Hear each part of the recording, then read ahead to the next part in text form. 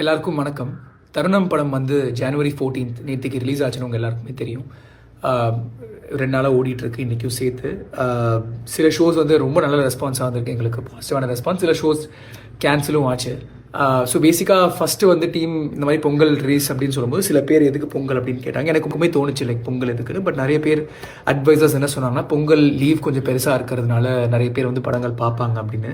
So அந்த ஒரு இதில் தான் நாங்கள் வந்து ரிலீஸ் பண்ணலான்னு பிளான் பண்ணோம். அண்ட் இனிஷியலாக பேசும்போது ஒரு பர்டிகுலர் நம்பர் ஆஃப் ஸ்க்ரீன்ஸ் சொல்லியிருந்தாங்க, லைக் இந்த மாதிரி ரிலீஸ் ஆனால் இந்த மாதிரி ஒரு ஸ்க்ரீன்ஸ் கிடைக்கும்னு. பட் என்னாச்சுன்னா towards the closer to the release, animal clearance ஓட there was some issue and sensor apply பண்ணுறது லேட் ஆகி சென்சர் சர்டிஃபிகேட்டும் லேட்டாக வந்ததுனால we couldn't get the number of screens that we were initially supposed to get.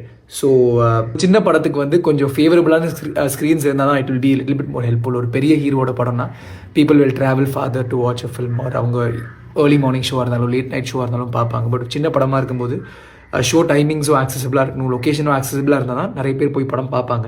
So அது அவ்வளோ ஃபேவரபுளாக இல்லை. So இன்றைக்கி producer கூப்பிட்டு he inform me that they have taken the decision to pull down the film and re-release it at a different time.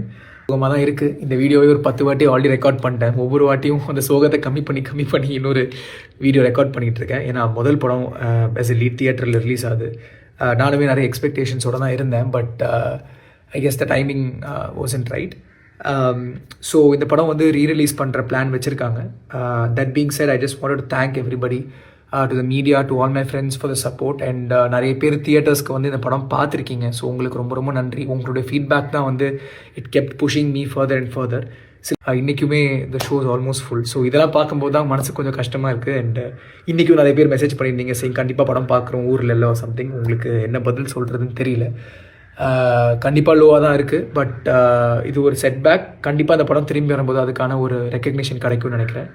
ஒரு படம் நல்லா இருக்கோ நல்ல படமோ கெட்ட படமோ அது எனக்கு தெரியல. பட் எல்லா படத்துக்கும் ஒரு சான்ஸ் ஒன்று தேவை. மக்கள் வந்து அதை கன்சியூம் பண்ணுறதுக்கான ஒரு சான்ஸ் அது இந்த டைம் கரெக்டாக கிடைக்கலங்கிறது தான் டீம் ஃபீல் பண்ணாங்க. ஸோ இந்த டெசிஷன் அவங்க எடுத்திருக்காங்க. Whatever it is, we have to honour the decision. So எல்லாருக்கும் ரொம்ப நன்றி. And on a personal friend என்ன இத்தனை வருஷமாக சப்போர்ட் பண்ண எல்லாருக்குமே ரொம்ப ரொம்ப நன்றி. நிறைய பேர் வந்து இந்த படத்தை வந்து பார்த்ததுக்கு தேங்க்ஸ். அண்ட் சோஷியல் மீடியாவில் நீங்கள் காமிச்ச லவ்வுக்கு ரொம்ப ரொம்ப நன்றி. கண்டிப்பாக இதுக்கப்புறம் நிறைய பிகர் அண்ட் பெட்டர் ஃபிலிம்ஸ். இது நான் ஜஸ்ட் ஒரு செட்பேக்காக தான் பார்க்குறேன்.